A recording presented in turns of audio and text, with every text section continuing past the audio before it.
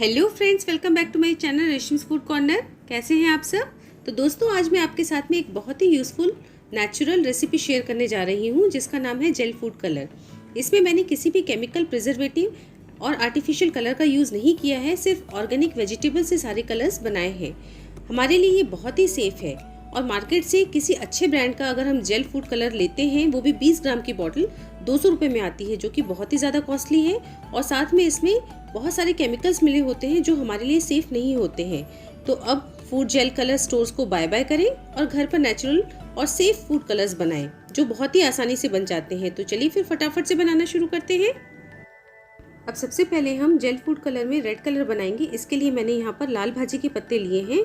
ये देखिए, बिल्कुल पालक की तरह इसके पत्ते होते हैं। पहले इसको 3-4 बार अच्छे तरीके से पानी से हमने वॉश कर लिया है। और ये भाजी हर जगह अवेलेबल नहीं होती है, तो अगर ये भाजी आपके पास में नहीं है, आप जहाँ जिस एरिया में रहते हैं, तो आप बीट रूट या चुकंदर से भी रेड कलर बना सकते हैं। तो इसके लिए पहले मैंने पानी को बॉईल होने के लिए रख दिया था और इस पानी में हम इन धुले हुए पत्तों को डाल देंगे। तो इसको लगभग हमको 1 से 1.5 मिनट तक ही इस गर्म पानी में रखना है। गैस अभी ऑन है और 1 मिनट के बाद मैंने गैस बंद कर दी है। तो ये देखिए, इस पत्तों का जो रेड कलर था वो भी पानी में उतर के आ गया है हल्का हल्का। और अब इन पत्तों को हम ठंडे पानी में इमीडिएट डाल देंगे ताकि इनकी कुकिंग यहीं पर स्टॉप हो जाए, ये ओवर कुक ना हो जाए। तो ये देखिए, इनको इमीडिएट मैंने ठंडे पानी में ट्रांसफ़र कर दिया है। ये देखिए, पानी का कलर भी कितना बढ़िया रेड आ गया है। और इनको इसमें डालने के बाद में फिर मैंने एक ब्लेंडिंग जार लिया और इसमें इन पत्तों को मैंने डाल दिया। तो बहुत अच्छा रेड कलर आ जाता है इन पत्तों से, बिल्कुल नेचुरल तरीके से रेड कलर बन के तैयार हो जाएगा। और अब इसमें आधा कप मैंने पानी ऐड किया और इन पत्तों को हम पीस लेंगे। तो जनरली बीट रूट से बनता है रेड कलर, लेकिन ये चूँकि जब मैं मार्केट गई थी तो ये मुझे मिल गया, लाल भाजी मुझे मिल गई थी, तो मैंने सोचा कि इसी से मैं बना के देखती हूँ।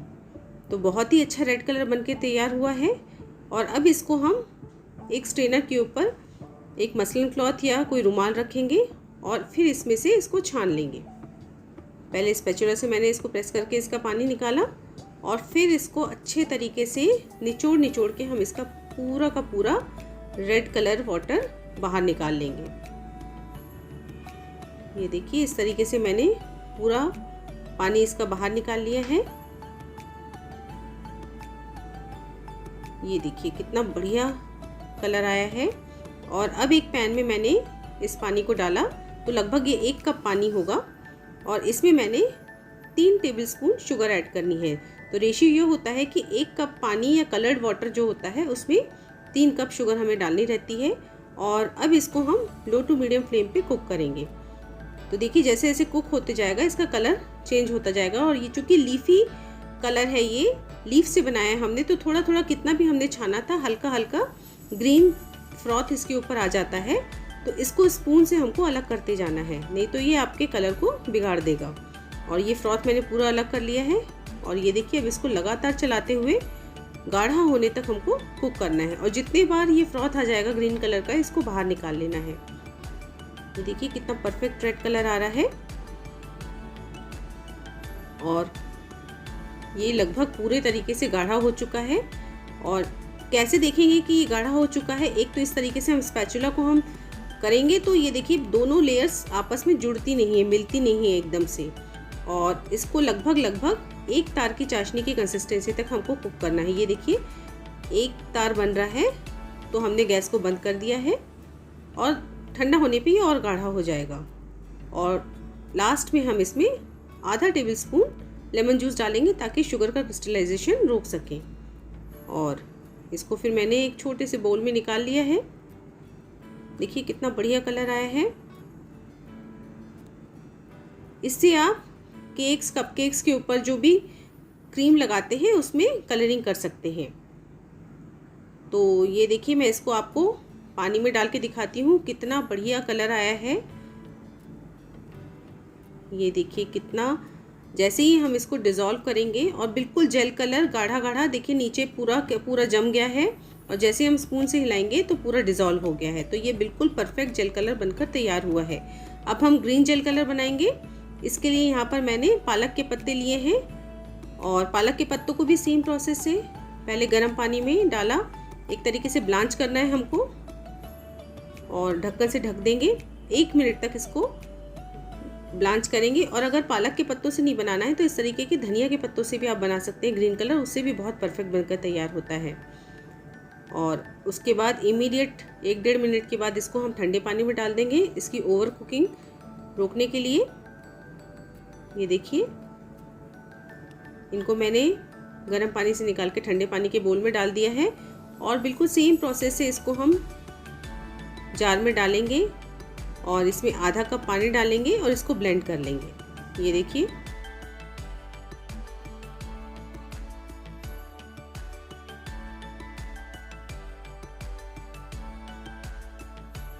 तो ये देखिए कितना बढ़िया नेचुरल ग्रीन कलर आया है। बहुत ही परफेक्ट कलर घर पे बनकर तैयार हो जाते हैं। ये देखिए, अब इसको हम सेम प्रोसेस से स्ट्रेनर के ऊपर एक कपड़ा डालेंगे और कपड़े के ऊपर हम इसको निकाल लेंगे और फिर अच्छे तरीके से निचोड़ के हम छान लेंगे। बिना कपड़े के मत छानिएगा, नहीं तो इसमें से इसके पार्टिकल्स भी नीचे उतर के आ जाएंगे, छन के आ जाएंगे, तो वो आपके कलर को खराब कर देंगे। इसको अच्छे तरीके से निचोड़ लिया मैंने और ये देखिए हमारा परफेक्ट ग्रीन कलर बनके तैयार हो गया है। अब बिल्कुल सेम प्रोसेस से एक पैन लिया, इसमें इस पानी को डाला ग्रीन कलर के, ये भी 1 कप लगभग है, और इसमें फिर 3 टेबलस्पून शुगर ऐड की और फिर लगातार चलाते हुए इसको गाढ़ा होने तक हमको कुक करना है, जब तक कि एक तार की चाशनी बनकर तैयार नहीं हो जाती है। तो इसको हम कंटिन्यूस चलाते रहेंगे और इसके ऊपर जो देखिए ये ग्रीन कलर का फ्रॉथ आया है, इसको भी हम बाहर निकाल लेंगे। ये ज़रूर बाहर निकाल लीजिएगा, नहीं तो आपके कलर को ये बिल्कुल ख़राब कर देगा। तो जितना भी फ्रॉथ है उसको हम बाहर निकालते जाएंगे। ये देखिए गाढ़ा हो गया है और अब मैंने गैस को बंद कर दिया है। देखिए इस तरीके से इसको हम चेक करेंगे तो एक तार की चाशनी बनकर तैयार हो गई है। और लास्ट में इसमें 1/2 टेबलस्पून लेमन जूस ऐड किया क्रिस्टलाइजेशन रोकने के लिए। और अब इसको हम एक बॉटल में निकाल ले रहे हैं, बिल्कुल एयर टाइट धुली सूखी बॉटल में इसको निकाल लेंगे, जिसमें आप रिजर्व करके रख सकते हैं 2 से 3 महीने तक फ्रिज में। और ये देखिए हमारा घर में ग्रीन फूड जेल कलर बनकर तैयार हो गया है। इसको भी मैं वाटर में डिज़ोल्व करके आपको दिखाती हूँ। जैसे ही हम इसको डालेंगे तो ये बिल्कुल नीचे जाके बैठ जाएगा ग्लास में, पानी में, और जब हम इसको स्पून से हिलाएंगे तब ये मिक्स हो जाएगा। तो ये बिल्कुल ऑलिव ग्रीन कलर, बहुत ही परफेक्ट कलर आया है। और अब ऑरेंज जेल फूड कलर बनाने के लिए मैंने यहाँ पर 3 मीडियम साइज़ की कैरेट ली थी ऑरेंज, उसको अच्छे तरीके से वॉश करके छील के छोटे छोटे टुकड़ों में कट कर लिया और ब्लेंडिंग जार में 1 कप पानी डालकर इसको ब्लेंड कर लेंगे। तो पहले कैरेट को कभी बॉईल मत करिएगा, क्योंकि इसमें बीटा कैरोटीन होता है, जिसके कारण इसका ऑरेंज कलर आता है। और अगर हम इसको बॉईल कर देते हैं तो इसका ऑरेंज कलर फेड हो जाता है, उतना परफेक्ट ऑरेंज कलर नहीं आता है। अब कपड़ा रख के इसको भी हम छान लेंगे अच्छे तरीके से और फिर इसको हम कुक करेंगे। तो बिल्कुल सेम प्रोसेस जितनी अभी मैंने पहले बताई थी, बिल्कुल सेम प्रोसेस से इसको भी हमने छान लेना है। ये देखिए कितना बढ़िया ऑरेंज कलर आया है। और अब इसमें एक पैन लिया मैंने और पैन में इस जूस को मैंने डाल दिया। ये लगभग 1 कप जूस है और इसमें 3 टेबलस्पून शुगर ऐड की और फिर इसको हम गैस के ऊपर चढ़ा देंगे और लगातार चलाते हुए इसको गाढ़ा होने तक हमें भी कुक करना है, जैसे अभी तक हम करते चले आए हैं। बिल्कुल सेम प्रोसेस से इसको भी कुक करेंगे। और लास्ट में इसमें 1/2 टीस्पून मैंने लेमन जूस डाल दिया है, गैस को बंद कर दिया और ये हमारा ऑरेंज जेल फूड कलर बनके तैयार हो गया है। ठंडा होने पे बॉटल में डाल दिया। इसको भी देखिए वाटर में डालने से कितना बढ़िया डिज़ोल्व हो जाता है और कितना परफेक्ट ऑरेंज कलर आ जाता है। तो ये हमारा natural orange gel food colour बनकर तैयार हो गया है। और अब अगला कलर हम बनाएंगे येलो कलर। इसके लिए मैंने फ्रेश टर्मरिक ली है, ये अभी मार्केट में बहुत अच्छे तरीके से आ रही है। तो लगभग 4 से 5 गांठे लेके मैंने कट कर लिया और इसमें 1 कप पानी डाला और इसको भी हम ब्लेंड कर लेंगे। इसे मैंने छीला इसलिए नहीं था क्योंकि इसमें बहुत स्ट्रॉन्ग कलर होता है येलो कलर, जो हाथों में लग जाता है और बहुत मुश्किल से निकलता है, इसलिए मैंने अच्छे तरीके से वॉश करके बिना छीले इसको कट कर लिया और ये देखिए बहुत अच्छा इसका येलो कलर आ गया है। इसको भी हम एक कपड़े के ऊपर डालेंगे। और यहाँ पर गलती मैंने ये की थी कि इस ट्रांसपेरेंट ब्लेंडर में मैंने इसको पीस लिया है, तो इस ब्लेंडर में इसका हल्दी का बिल्कुल अच्छा स्ट्रॉन्ग, बहुत ही अच्छा कलर लग गया है, जो कि बिल्कुल धोने से भी नहीं निकल रहा है। तो आप ये गलती मत करिएगा। इसको जब भी ब्लेंड करेंगे तो स्टील के ब्लेंडर में ही ब्लेंड करिएगा। और अब इसको एक स्टील के पैन में मैंने बॉईल होने के लिए चढ़ा दिया है। इसमें भी 3 टेबलस्पून मैंने शुगर ऐड की। और इसको भी लाइट कलर के नॉनस्टिक वाले पैन में मत गरम करिएगा, नहीं तो उसमें भी कलर आने के चांसेस हैं। इसलिए इसको स्टील के पैन में ही बॉईल करिएगा। लास्ट में मैंने इसमें half tablespoon lemon juice add किया। और अब क्या होता है कि हल्दी का काफ़ी स्ट्रॉन्ग फ्लेवर होता है, तो अगर आप चाहें तो इसमें half tea spoon vanilla essence डाल सकते हैं। तो हल्दी का जो एसेंस होता है, जो स्ट्रॉन्ग फ्लेवर होता है, वो काफ़ी हद तक दब जाता है। तो ये ठंडा होने पे मैंने बॉटल में रख लिया है। और अब इससे हम कप केक्स के ऊपर कैसे क्रीम को लगाना है कलर करके, वो मैं आपको दिखाती हूँ। तो ये मेरे पास में व्हिप्ड क्रीम रखी है। इसको मैंने इस येलो कलर से कलर किया, ये देखिए। अच्छा, ये जो घर में हम जो फूड जेल कलर बनाते हैं वो देखने में बहुत स्ट्रॉन्ग होते हैं, लेकिन जब इसको हम मिक्स करते हैं तो ये काफ़ी लाइट शेड के हो जाते हैं।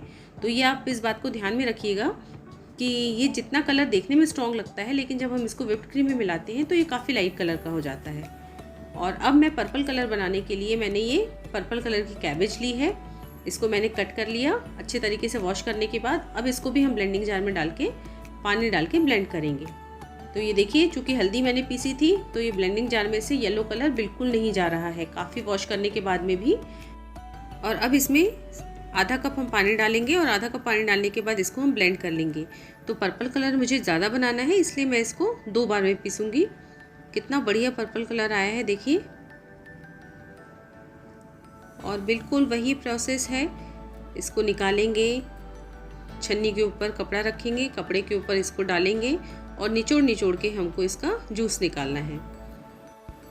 और इसी तरीके से दूसरे जार में भी मैंने पीस लिया और इसे भी इसी में मिक्स कर देंगे। और फिर इसको हम पहले स्पैचुला से दबा के प्रेस करके जूस निकालेंगे, फिर कपड़े से अच्छे तरीके से निचोड़ के रस निकालेंगे। तो सारी चीज़ों में, सारे कलर्स में लगभग सेम प्रोसेस है, बस किस चीज़ से कौन सा कलर बनता है उसका हमें ध्यान रखना है। तो ये देखिए कितना बढ़िया पर्पल कलर बनकर तैयार हुआ है।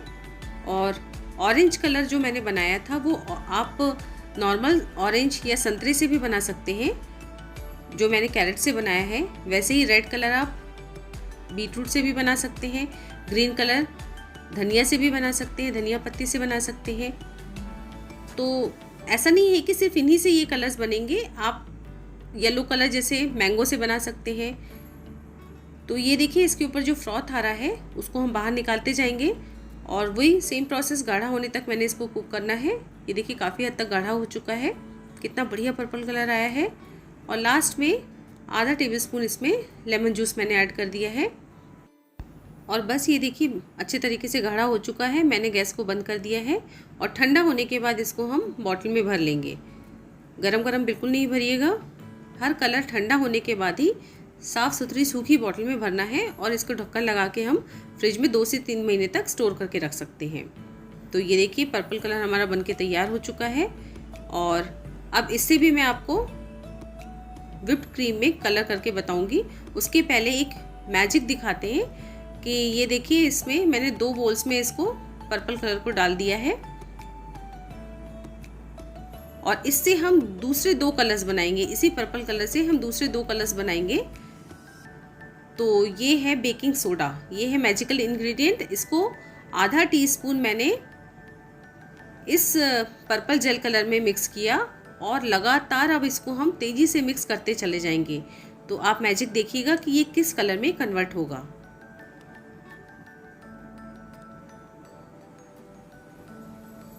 ये देखिए पहले लाइट पर्पल शेड में कन्वर्ट हुआ ये, और फिर अभी हम इसको फिर से मिक्स करते चले जाएंगे।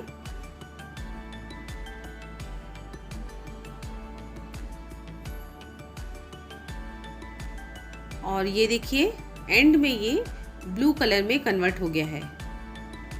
तो पर्पल कलर से हमने बेकिंग सोडा मिलाकर ब्लू कलर बना लिया है। तो है ना ये बिल्कुल मैजिक। इसको भी हम एक बॉटल में भर के रख लेंगे, स्टोर करके रख लेंगे। तो ये हमारा ब्लू जेल कलर बनकर तैयार हो चुका है।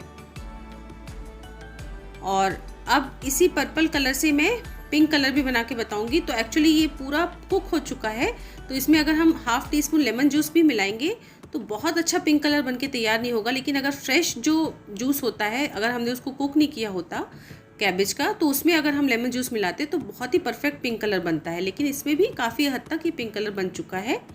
तो इस तरीके से हम इससे पिंक कलर भी बना सकते हैं। तो एक पर्पल कलर से हमने पिंक कलर बना लिया और ब्लू कलर बना लिया। और अब इसको हम व्हिप क्रीम में मिक्स करेंगे। अब चलिए इस ब्लू कलर को भी हम फ्रॉस्टिंग के ऊपर चेक करते हैं।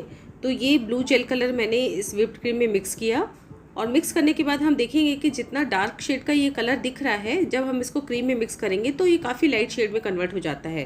तो इस बात का हमें ध्यान रखना ज़रूरी है कि जो हम फूड जेल कलर घर पे बनाते हैं वो दिखने में बहुत ज़्यादा वाइब्रेंट डार्क शेड के दिखते हैं, पर जब हम इसको क्रीम में मिक्स करते हैं तो ये काफ़ी लाइट शेड के हो जाते हैं। परंतु इसमें प्योरिटी बहुत ज़्यादा होती है, इसमें कोई केमिकल हमने नहीं मिलाया है। और इसको अगर डार्क शेड का हमें बनाकर तैयार करना है तो इसको जब हम जेल कलर कुक करते हैं तो काफ़ी गाढ़ा होने तक इसको कुक करिए और फिर इसको मिक्स करिए, तो बहुत अच्छा कलर आ जाता है। और अब हम पर्पल कलर भी देखेंगे। तो इसको भी मैंने मिक्स किया है इस व्हिप्ड क्रीम में, और मिक्स करने के बाद आप देखिए कि ये भी काफ़ी लाइट शेड में कन्वर्ट हुआ है। तो घर में जो जेल कलर बनाएंगे उससे लाइट शेड ही बनेगा, पर बहुत ही ज़्यादा प्योर बनेगा। और यहाँ पे इस बात का भी ध्यान रखना ज़रूरी है कि ये सारे कलर्स ऑर्गेनिक फ्रूट्स या वेजिटेबल्स से बनाकर तैयार किए गए हैं, और इन फ्रूट्स वेजिटेबल्स का भी अपना खुद का एक स्ट्रॉन्ग फ्लेवर होता है। तो कुक होने के बाद में भी या कलर बनने के बाद भी ये अपना फ्लेवर छोड़ते नहीं है कुछ चीज़ों में, जैसे टर्मरिक में, तो उसमें ऊपर से आप वनीला एसेंस डाल सकते हैं। तो ये काफ़ी डिटेल्ड रेसिपी है, मैंने काफ़ी डिटेल में बताने की कोशिश की है कि जेल कलर्स घर में किस तरीके से बनाए जा सकते हैं। अगर आपको रेसिपी पसंद आई हो तो ज़्यादा से ज़्यादा लाइक और शेयर कीजिए। साथ में अगर आप मेरे चैनल पे पहली बार आए हैं तो सब्सक्राइब किए बगैर बिल्कुल मत जाइए, और साथ में बेल बटन भी ज़रूर दबाइए, जिससे आपको मेरी आने वाली रेसिपीज़ की नोटिफिकेशंस मिलती रहेंगी। तो फिर मिलते हैं मेरी एक अगली और नई रेसिपी के साथ। तब तक के लिए बाय बाय।